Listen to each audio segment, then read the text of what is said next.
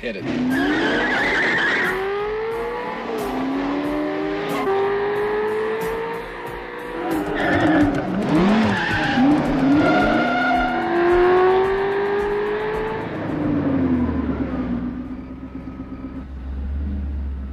Porsche.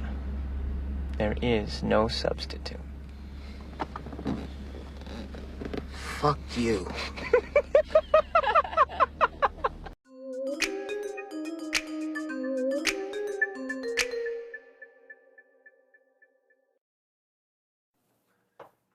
Tablet here. Welcome back to the program. Lots to talk about.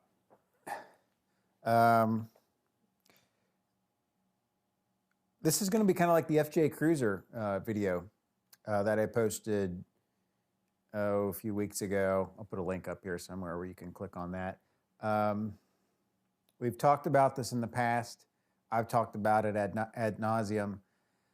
But if you're out there shopping for a car, what are the cars to look for? What are the cars that are good buys? What are the ones that you can buy low, get them while they're cheap, not take a depreciation hit, and then hopefully maybe with any luck, hold your money or even increase the value of whatever asset you end up buying. And this is just another great example of it. Now let me just preface everything I'm about to say. You saw the intro, the Risky Business intro to the Porsche 928. Everything I'm about to say has a bit of speculation to it, okay? There's no guarantee with any of this, but you just got to look at the market forces and all that stuff and make an educated decision. But I picked out the 928 because I think it's just a really great opportunity out there to get a car at the right time. Get into it now. Don't wait. If you wait, it's going to be too late. You're going to buy it when it's too high. It's kind of like the E30 M3. You don't want to get into an E30 M3 now. It's too late. You wanted to get in 5 years ago. So that's just the preface. Let me just get that disclaimer out of the way. So let's talk about just the 928 in general, what it is, where it came from, why it happened, and all that good stuff. Well, a little bit of background. By the way, if I misspeak on any of this stuff, if I get my facts out of line, all you smart folks out there that already have a 928, just correct me, put them in the comments, and correct whatever I say, and we'll take care of it that way. But I've never owned a 928, but I think I'm pretty knowledgeable on them. So basically what happened was back in the early 70s, Porsche thought the 911 was getting a bit long in the tooth. You know, they thought they were pushing the air-cooled rear-engine car kind of to its performance limits and stuff. So they wanted to look for an alternative or maybe even a replacement. So in the mid-70s, they looked at a bunch of different options, rear engine, mid-engine, front engine. They wanted a car that was a little bit more luxurious, more of a GT car, but still very sporty. And putting the engine up front just made the most sense because you can get more people in the car, more room in the car. Now, not that the 928 was ever really a four-seater. It's a 2+2, but unless you got munchkins, little kids, they could throw in the back seat. The back seats really aren't very useful. But in any case, when they started to develop the 928, they kind of just concluded, well, you know, the fuel crisis and emissions and all that stuff maybe wasn't quite as bad as they thought it was going to be in the mid-70s. They kind of weathered the storm. The misery index, they kind of got through that. And so they said, well, maybe there's a little bit more life left of this 911 stuff. And as you know, in the mid-70s and 75, they started coming out with the 911 turbo. So it kind of started to gain a second life with that car. So the R&D and development of the 928 basically became, instead of a replacement for the 911, a side-by-side alternative to the 911. And it was a great car. I mean, I think it came out in 77 at Geneva, and first model year was 78, and it was built through 95. The GTS is in 95. So a pretty long production run, even for Porsche standards. You know, 78 to 95, that's what, 17, 18 years. That's a long time for any car. Now, it doesn't seem that long when you compare it to the 911, which they've been building for, you know, half a century, but for most any other car, that's a long, you know, that's a lot of longevity there. That's a long lifespan. And the interesting thing about it is they really didn't build that many of them. It was always kind of a niche car for Porsche. And in the mid 80s, you really had three options. You had the 944, the 911, and the 928. That was their stable for probably 15, 20 years, those three cars. So you had your pick of the litter. You had your sort of entry level, perfectly balanced, lightweight sports car. You had your rear engine, nostalgia car. Then you had your sort of businessman special, super fast, long distance, traverse the continent GT cruiser car. So there was a car for everybody, really. So in 78, the car came out, and I think it came out with like 219 horsepower, 220, something like that. And I'm quoting like US specs here. The European specs are different, obviously. And in most cases, they probably had better specs because they're not dealing with the EPA Nazis here and all that other stuff. But the original cars, I think, were 4.5 liters, a little bit over 200 horsepower. And you could get a manual, you could get like a 3-speed automatic. And then in the early 80s, they had the 928S.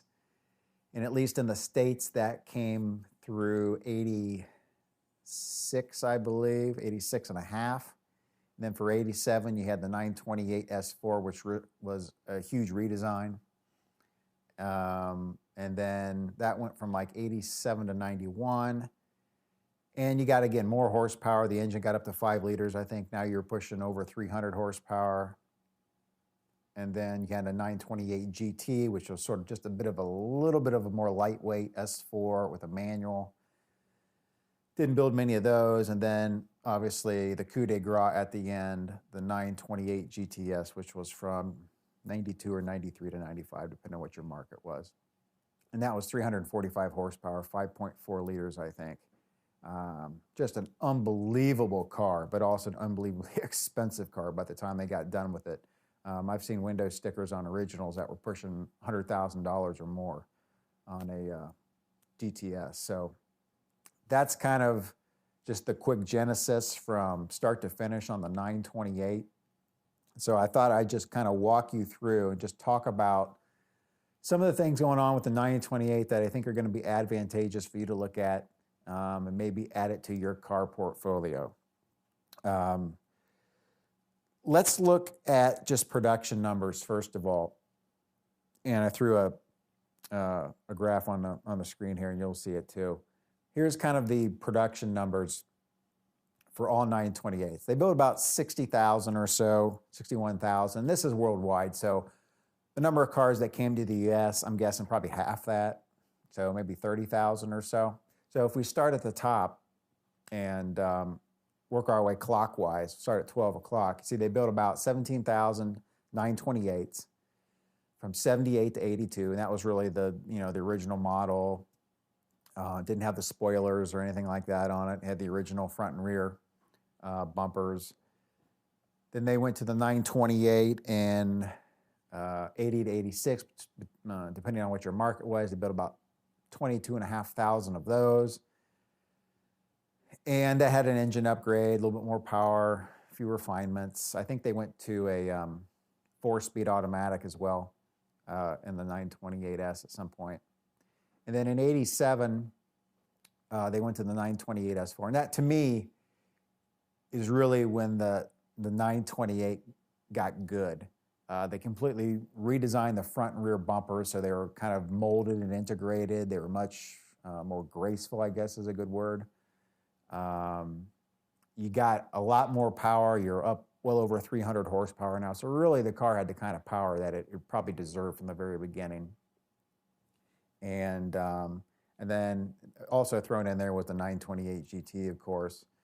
And then you had the 928 GTS, which they built about 3,000 or so. But again, these are worldwide production numbers. I mean, I know for a fact that they didn't import 2,000 928 GTs to the U.S. market. I think there is maybe a few hundred at most, maybe 300 or 400 of those. Those are as hard to find as hen's teeth. And the 928 GTS, I don't think they even came close to bringing that many into the States either at 2,900. In fact, I think by 94, 95, they were selling, the 928s were just a hard sell on dealer lots. By 95, I bet they sold less than 100 in the US. Think about that. You've got a production car sitting alongside the 968 and the 911, and you sell less than 100 of them. I mean, you've got to, cover the cost of tooling and manufacturing and parts and all that stuff to prepare to build this stuff in your manufacturing plant back in Germany, and you sell less than 100 in the States. You got to think they were losing money on that car big time by 1995. So, not a lot of people were buying it. But again, it was because the price of the car just ballooned so much by then. It was approaching $100,000. And the 968 had the same problem too. It was approaching $50,000, $60,000. Prices really got out of whack in the mid-90s.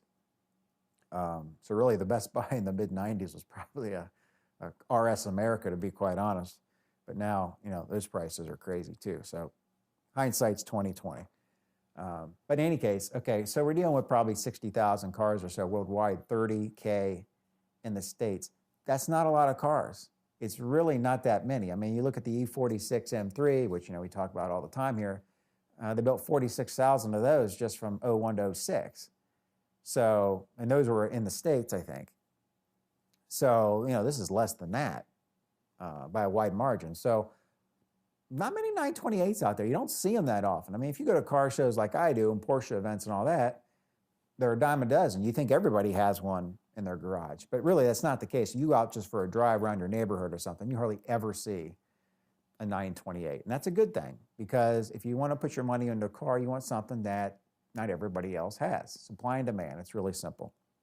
So the important thing to consider here in this map of just the 928 Genesis that we've talked about here is I want to steer this conversation towards the 87 plus cars, okay? This is the 928 S4 on. And the reason for that is, again, it got the much better revised bumpers. It got the huge increase in horsepower. It went from originally the car was 219, then it went to 230 something, then 280 in the late 86 models, I think, for the S. And then it went to 320 or something like that, and 5.4 liters. 5 or 5.4 liters for the S4. It's just a much better car, much more robust. And it's got 15 years behind it of all the mistakes they made manufacturing the 928. So they've kind of worked a lot of the kinks out by then. And a lot of the things have been improved and reinforced and all that good stuff.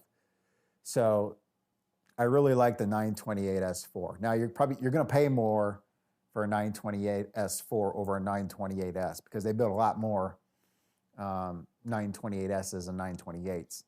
If you want a really early car, really low mileage garage queen early car, even pre-spoiler, rear spoiler car from the late 70s, you're going to pay a huge amount of money because it's a really early car. But let's just focus on the S4, and we'll also talk a little bit about the 928 GT. It's really an S4 with a few bits taken off in a manual tranny. And then the 928 GTS, which is kind of an outlier because they built so few of them. It's got more power. It's got even wider hips and a different revised bumper in the back with that, the long width rear kind of third lit tail light sort of thing in the back. And the prices for the GTSs are they're starting to get really, really pricey, like double or triple even S4s. So we'll kind of just stick to the S4. So let's just kind of look, just to give you a gauge of give you some scale and context to the 928. Let's discuss how it compared to the other cars back in 87. 87 was the first year model of the S4. So let's compare it to the other models that Porsche was selling at the time. And let's see if there's any performance value there. Well, if you look at 0 to 60 times, and this is for manual transmission 928 S4s. And by the way, manuals, they probably built 10 to 15% of all 928s were manuals. They were automatics, okay? Standard was automatic. You could get the 5-speed manual transmission as a no-cost option. But if you didn't specify it, you're going to get the automatic. And again, they went from 3-speed to 4-speed automatics, I think around 83 or something like that. But in any case, here, you look at the 944 Turbo. I had one of those. I had an 86. 0 to 60 in 6.1 seconds. And I think that's even a little low. Those cars are quick. But let's assume that these numbers are correct. And I got all these numbers from the 87 Porsche fact book that dealer salesmen were carrying in their breast pockets. So this is all Porsche information. 944 turbo, 6.1 seconds. 911 turbo. Well, no, it's actually over there on the other side of the garage. Mine's an 88, but it's the same car. 5.5 seconds. And then the 928 S4, 5.7. So, I mean, it's right there. I mean, you think of the 911 turbo as sort of the really first Porsche kind of mainstream, everyday production, mass production supercar that they had. The S4 is right there. It's right in line performance-wise from 0 to 60. And same with top speed. The 944 turbo, 152 top speed, the 911 turbo, 157, and the S4, 165. So it tops out all of them. I think that the automatic tops out at 161 or 162 for the S4. So it's still in the lead, even with an automatic transmission. And I think part of the reason it's a little bit quicker is probably from aero. The drag coefficient is probably a little bit less than a 911 turbo, which is kind of like a brick going through the air. So from a performance standpoint, anybody that tries to talk their ass out of saying the 928 S4 and above weren't great performance cars are just, they're telling lies. The stats don't, the stats don't lie. It was right there. In fact, in 87, I think, they took an S4 out to Bonneville and they set a world land speed record for the fastest normally aspirate. Let's try that again. The fastest normally aspirated production car in the world. I think it did like 170 or 171 on the salt. So it was a big time car back then. I mean, this was a big deal. So you weren't compromising really anything really if you decided to walk into a showroom and take the S4 over a turbo or a 944 turbo. And in a lot of ways, it also too, it speaks to just how great the 944 turbo was, because it was like half or a third the price of these other cars, and it was almost as good from a performance standpoint. So I may do a video on the 944 turbo as well. Let's look at the next slide here. Let's see how this sort of compares to where the market is right now if we compare these same three cars, okay?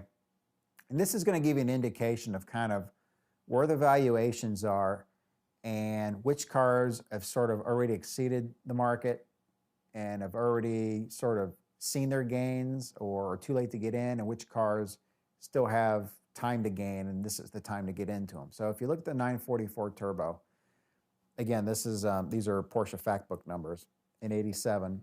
It's stickered for 34,915. The 911 turbo is stickered for 61,750, and the S4 for 61,970. So right now, the 944 turbo, if you go out and try to buy one, and these prices are they're moving up too. But I did a quick search on eBay and the back end of Panorama and a few other magazines and stuff.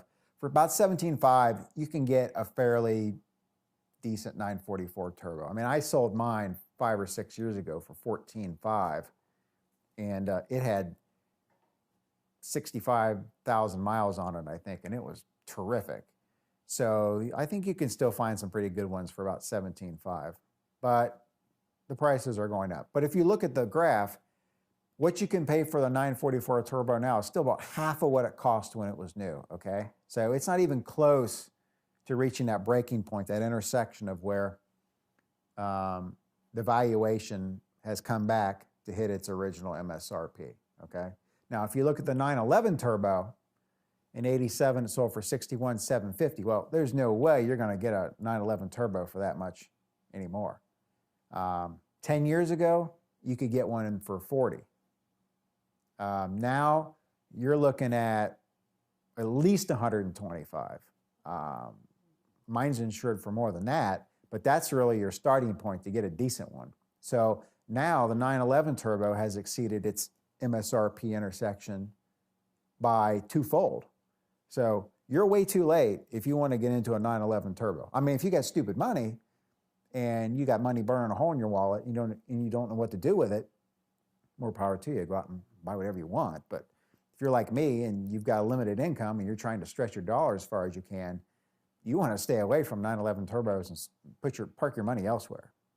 So now we go to the 928 S4, a car that sold for almost the exact same price. Now, think about this. Remember, scale and context here. It sold for almost the exact same price as the 911 Turbo. It has almost the exact same performance as the 911 Turbo. But right now, its valuation is half of what the original MSRP is. And compared to the 911 Turbo, it's about a quarter the price of what it is to get basically the same performance car and the same value of the original car out of the 911 Turbo that you get. So you can spend 125 to 150 on a 911 Turbo and pull those same performance numbers. You can get an S4 and do it for 4 or 5 times less. Now, I understand the 911 Turbo, it's sort of the quintessential 911. It's air-cooled, rear engine. It's got the big hips. I get all that, okay? It's not completely apples to apples. But what I'm saying is the 928 S4 is severely undervalued right now in the market. And at $30,000, that's even up from what it was just a couple of years ago. So it was the delta between those two was even greater just a couple of years ago. So just something to keep in mind. If you're looking for cars to get into, you want cars that were expensive at one time, cheap now, but will at some point recover their value and go back up. So you want to buy at the low end. And right now the S4s are at the low end. Everybody's still into the air-cooled craze. They're buying up 911s and 964s and 993s. Those are the hot cars. Carrera 4s, C4Ss, 964 turbos, 930, all that stuff. That's what everybody wants. That's what's driving the price up. Nobody's really paying a whole lot of attention to the 928s. Kind of like they're not paying a whole lot of attention to the 944s. Those are the cars you want to get into. And that's kind of the reason I got into the M3, the E46, is it was just old enough to be kind of, out of everybody's mind, but still new enough where you can get into it where the valuation was pretty much bottomed out. So that's when you want to get into it. So now let's kind of just look at the overall valuation market trend of an 87 S4 over the last 10 years or so. And this is really going to kind of illustrate my entire point here and just encapsulate everything. If you look at the graph here, back in 06, September of 06, the valuation was about $15,000, okay? And really, from 06 to about the middle of 2014, it kind of held steady. There really wasn't a whole lot going on. It went from 15 up to about $20,000, $21,000 or so. But for the most part, once it went up in 07, it pretty much held its ground for the next 8 years or so, which means nobody was really paying attention to it. But at the same time, what it also means is for 8 years, it completely leveled out in terms of its depreciation, okay? Which should be an indication to you that it's done depreciating, okay? It's over with. If it can hold its level for that long, then it's done. It's never going down again, okay? Now, it may or may not be worth more than that at some point, but if you get into it at that price, when you ever need to get out of it, it's still gonna be worth that price. So now you can see, once you got into the end of 2013 and into 2014, it started to creep up a little bit, okay? It went from 21,000 to 22. And if you see in the middle of 2014, that's when it started ramping up, okay? So just, if you look at sort of the blue area that I've highlighted here, and this is really sort of the big indicator here that times are changing with the 928. In the last 2 years, from the middle of 2014, May 2014, to the current September, at least September 2016, it's gone from 22,900 to 31,100. So it's gained over $8,000 of appreciation just in the last 2 years. So in the last 2 years, it's gained more than it did in the last 8 years, the 8 years prior to that. In fact, it gained almost twice as much. Not quite, but it's definitely picking up steam. And to me, this is a great indicator that, okay, things were flatlined, it hit rock bottom, It stayed there. The market wasn't going anywhere. Okay, something has now changed. Now the valuations are starting to go up. Now, in a perfect world, you would have got into this car in 2013, and now you'd be $8,000 richer. But that would be total speculation because it had already flatlined for 6 years. You don't know if it's going to flatline for another year, another 6 months, or another 20 years. You just don't know. So that is huge speculation. It's not so much speculation at this point because we've got a piece of the graph here that's telling us things are already going up. So right now, a good 928, this is mid-mileage, S4, 87, 30,000 is probably going to get you a decent one. In fact, I think I put in a prior video, a red one I was looking at that had like 30,000 miles on it. It sold for and it was a cherry. It was a garage queen. Oh, I should have bought that car. Hindsight, but I think that car ended up selling for like 28 or something like that. So 30, I think you can get a really good one. And again, even at 30, you're still less than half of what the original base MSRP was, which was $61,000. So you have got a long way, excuse me, you've got a long way to still gain some valuation in that asset, okay? It's not like it's done moving up. It's got a long way to go. I mean, remember the 930, they were $30,000 just a few years ago on a $60,000 car. Now they're $125, $140 on a $60,000 car originally. Now, I don't know if an 87 928 S4 in 5 or 7 years is going to be worth $125,000 too. But I can sure as hell tell you it's not going to be worth 30. It's going to be worth more than 30. So you want to get into this car now. And I think the last 2 years, I think is enough of an indicator to be fairly comfortable putting your money into this car and feeling like you've got something that you can put some equity into. Now, if like anything, if you want to buy a 928, you want to kind of stretch and buy the nicest one you can afford. You don't want to buy a fixer-up or anything like that. That's never been, the way I've done it. I've never had luck doing that. If you can do that and that's your thing, then you might be able to even undercut the pricing even more. But if you find a good one, get one that's well cared for, taken care of, receipts, maintenance records, and all that stuff. And on a 928, you're probably going to want that. Like most Porsches back in the 80s, they were still, to a large extent, hand-built, which is a good thing. They're built like vaults. But the 928s had some electrical gremlins and a few other things.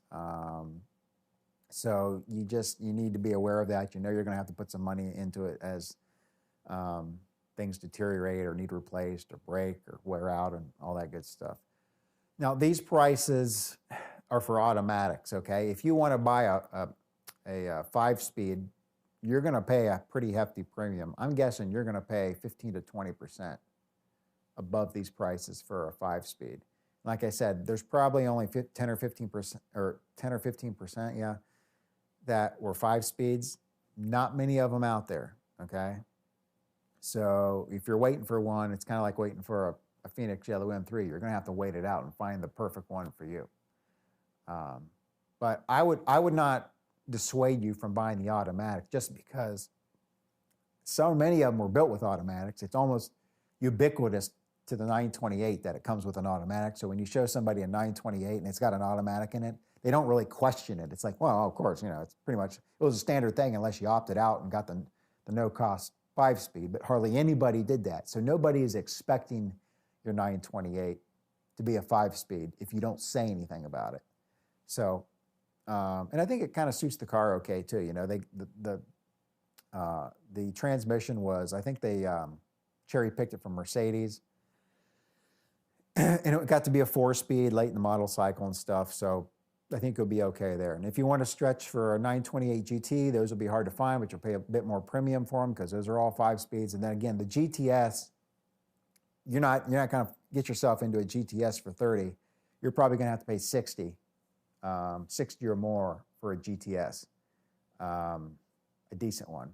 I mean, there's not that many to be had at all anyways. So the ones that are on the market at any one time aren't that many, but you're going to have to throw out some coin to get a GTS. Now, I think the GTSs have a really good chance of appreciating as well. So you know, a GTS probably $90,000, $100,000 back then. If you can get one for 60 or 70 now, I think you're still okay. And I think those cars will end up being worth more than the S4s and the S's. Those might be worth 150 down the road, 175, you know, in another 10 or 15 years. And it's just a great car. But not everybody has 60 or 70 to get into a car. So, okay, my video cut out on me. It only goes for like 30 minutes or something. But in any case, we've pretty much covered everything. 928, it's a really good car to get into now. Get into it now before it's too late. The prices are low, they depreciate, they're starting to go up, but you still got a whole bunch of appreciation to get into. And I think you're gonna do really well with it. So if you like this video, like it. You know, we've done other videos like this. We did an FJ Cruiser video. If you like these kind of videos, I'll be happy to do more of them. I got a few other cars I'd like to do as well. So if you like this video, again, like it. If you didn't like it, don't like it. You can follow me on Instagram and Twitter at ChrisWorldTV. And like I tell you, if you're new to the channel, you haven't subscribed, subscribe today so you never miss an episode. Take care.